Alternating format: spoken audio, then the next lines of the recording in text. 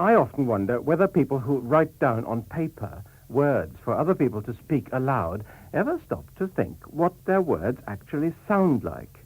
And that applies to quite well-known playwrights as much as to news editors who have to turn bald agency reports into readable news bulletins for the announcers.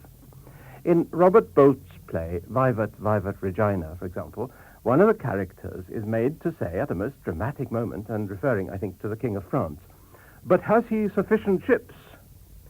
Now, I'd have thought, "Has he enough ships?" would have sounded better there. Calling for "sufficient ships" absolutely broke the spell for me and conjured up a smell of salt and vinegar.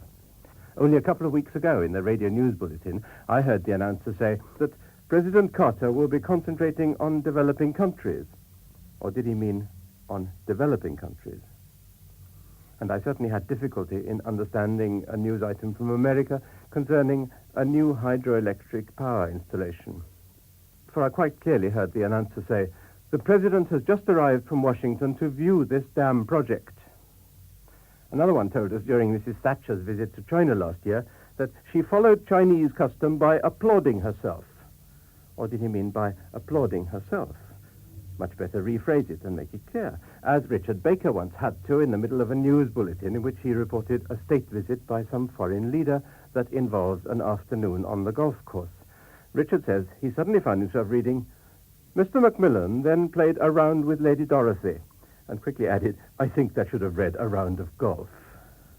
Not long ago, I was amazed to hear a statement attributed to Sir Kenneth Keith in which he was reported to have said, "I believe that this country is on the turn and that there is a much better spirit abroad." Now, did he mean Britain is on the turn, like milk, that's to say, it's going bad, and that things were better abroad? No, he didn't. He was being optimistic.